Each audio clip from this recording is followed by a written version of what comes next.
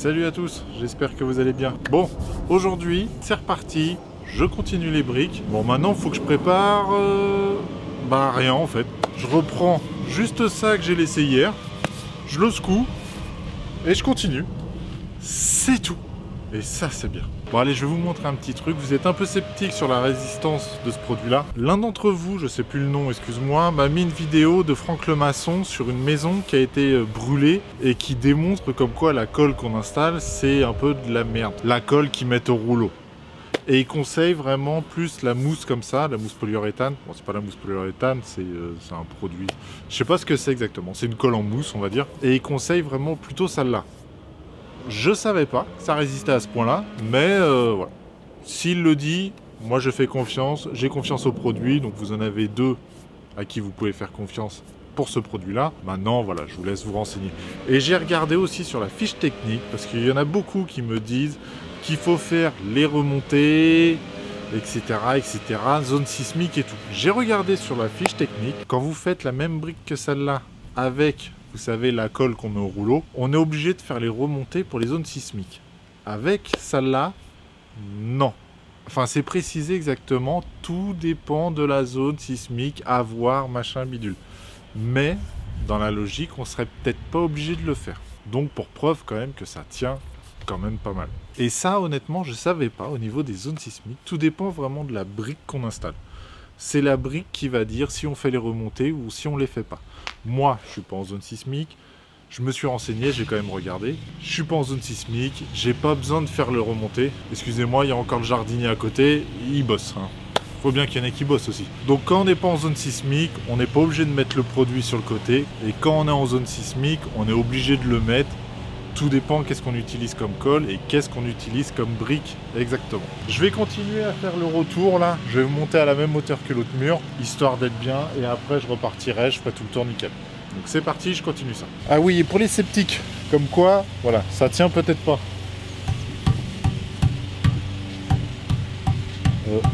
Je tape. Je tape pas non plus au marteau, mais je tape dessus. Ça ne bouge pas. Je vous dis, c'est top. Ça tient nickel.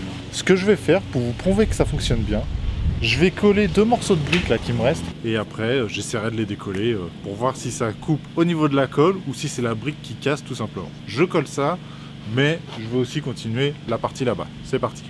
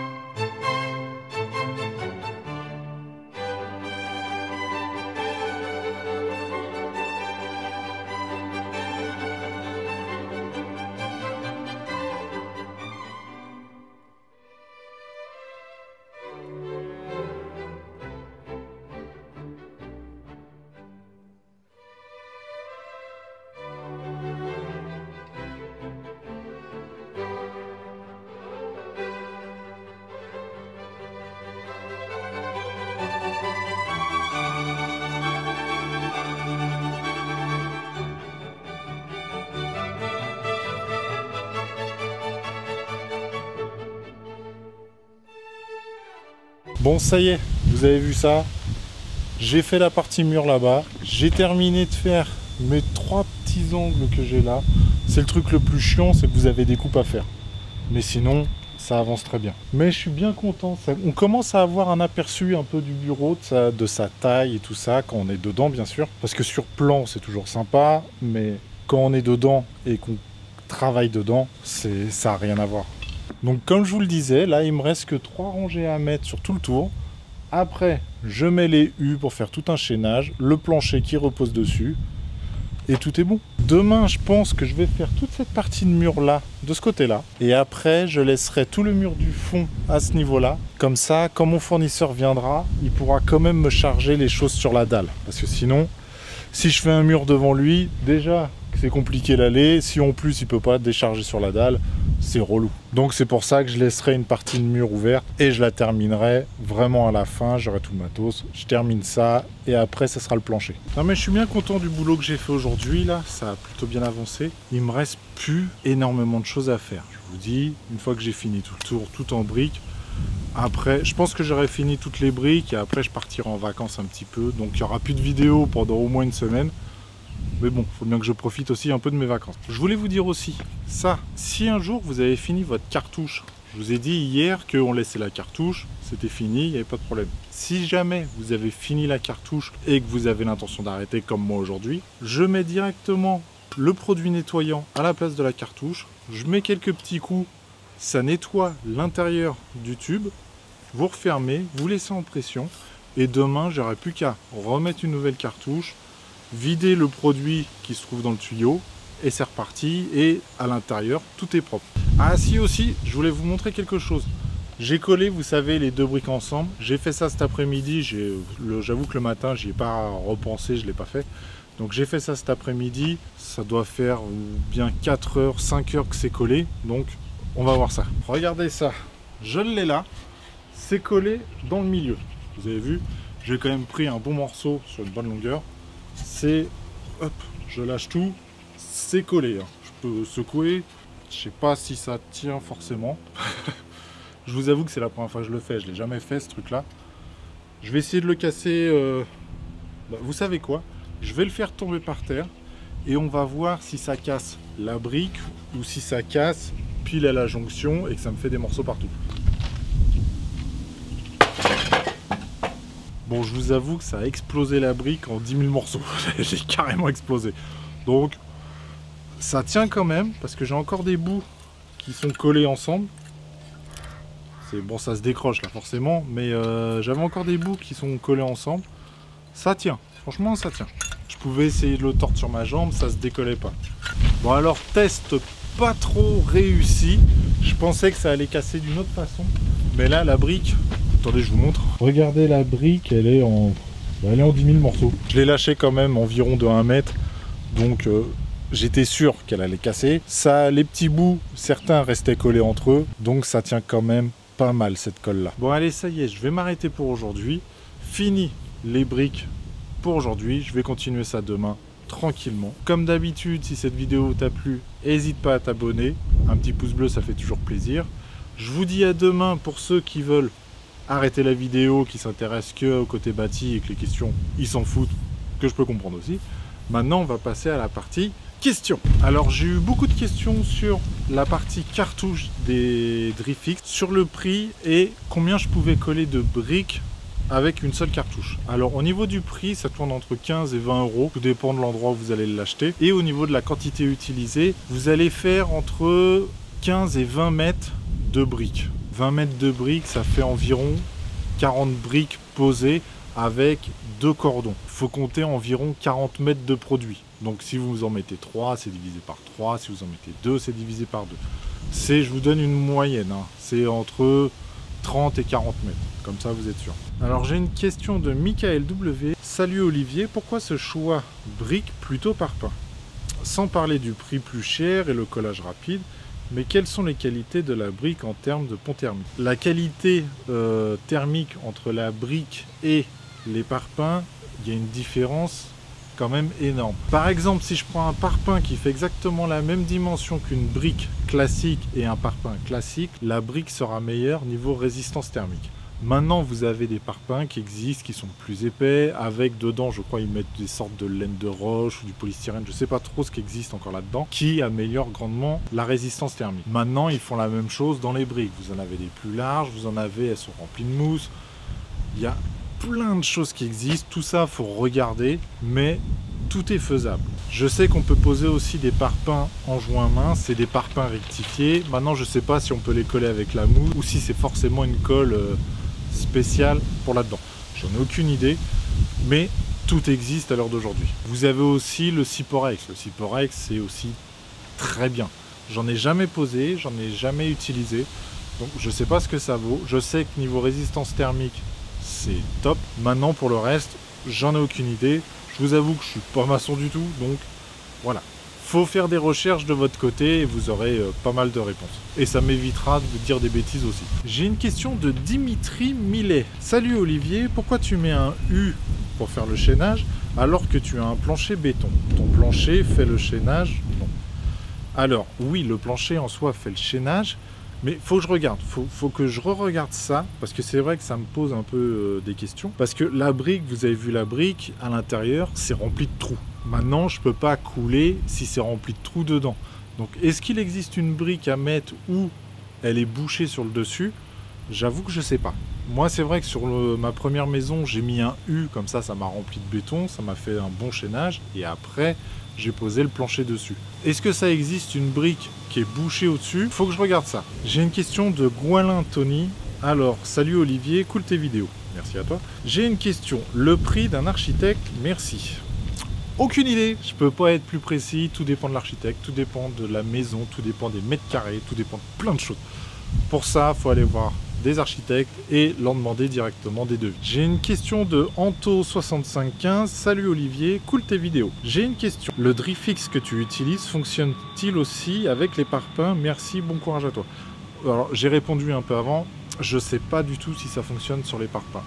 Je parle bien sur des parpaings rectifiés, sur des parpaings classiques. Non, ça va pas fonctionner. Les parpaings classiques, ils sont pas propres. Ça, c'est sûr que ça fonctionnera pas. Maintenant, sur des parpaings rectifiés, je sais pas. Je sais pas. Je crois pas que c'est écrit sur la bombe, donc je sais pas du tout. J'ai aussi eu pas mal la question si j'ai mon aplomb qui est pas bon, comment ça se passe, comment je dois faire, etc., etc.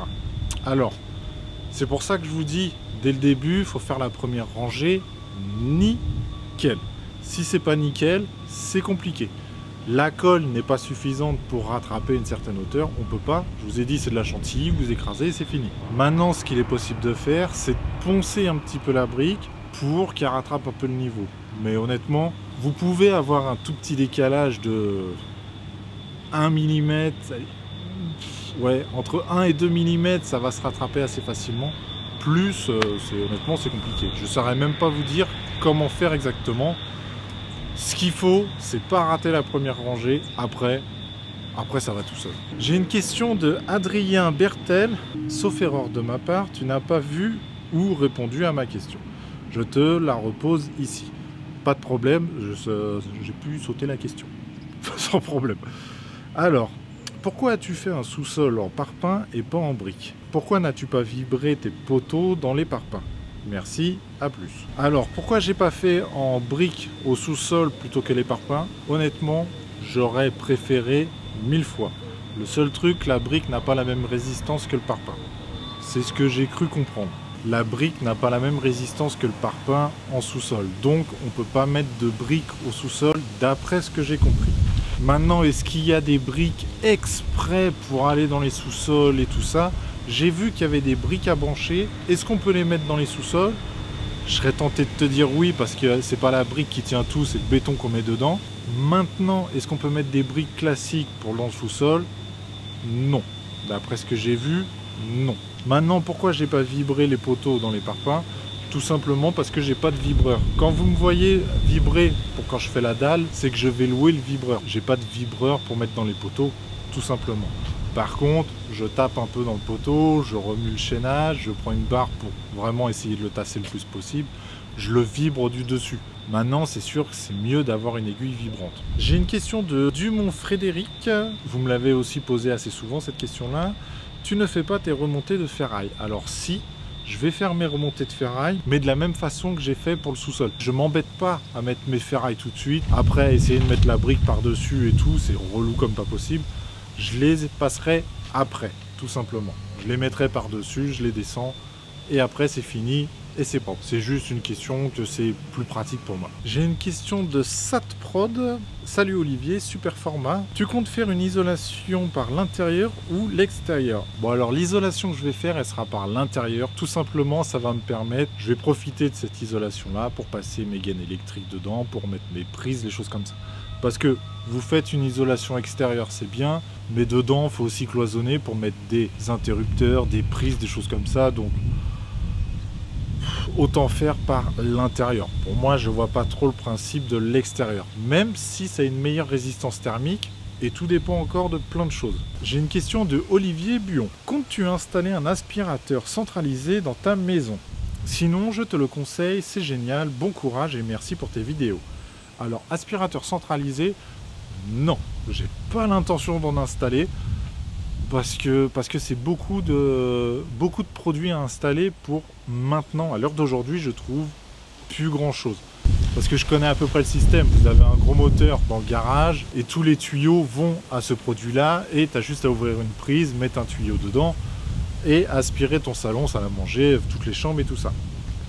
Le problème que je trouve avec ce système-là, c'est dans tous les cas, tu es toujours relié à quelque chose et tu es obligé de passer comme un aspirateur normal. C'est exactement la même chose.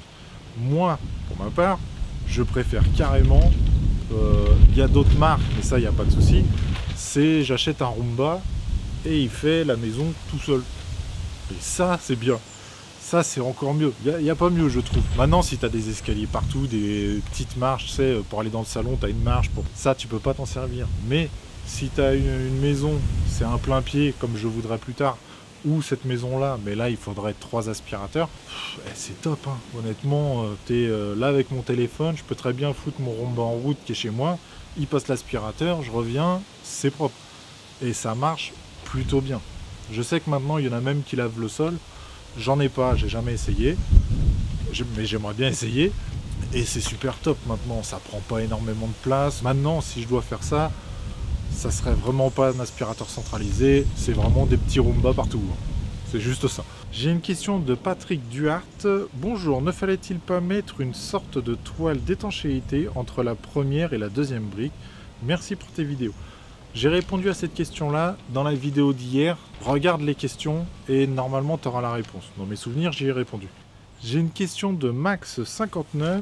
Salut, convaincu par des outils Airbauer 18 volts. Je réponds vite parce que là il se met à pleuvoir. Alors, pour ma part, elle fonctionne très bien. J'ai pas de soucis avec, tout fonctionne bien. Les boutons, pour l'instant, fonctionnent bien. La disqueuse, je m'en suis pas servi assez longtemps, donc voilà. Elle fonctionne parce que je m'en suis servi 4 fois. Donc voilà. La visseuse fonctionne très bien pour l'instant. Elle, je m'en suis servi un peu plus au niveau de la gâchette, au niveau... Tu vois, elle est assez en métal un peu partout. Elle est quand même pas mal niveau finition. Bon, allez, sur ce, je vais m'arrêter pour aujourd'hui. J'ai fini de répondre à peu près à toutes les questions. Vous m'avez posé quand même pas mal de fois la question sur le Drifix, combien je pouvais coller de briques et tout ça. Donc, j'ai répondu dans cette vidéo. J'espère que ça vous a plu. Maintenant, comme d'habitude, on va se retrouver demain. Je continuerai les briques tranquillement. Donc, si tu es encore là, ça veut dire que mes vidéos te plaisent. Donc, n'hésite pas à t'abonner. Je vous dis à demain. Prenez soin de vous. Ciao!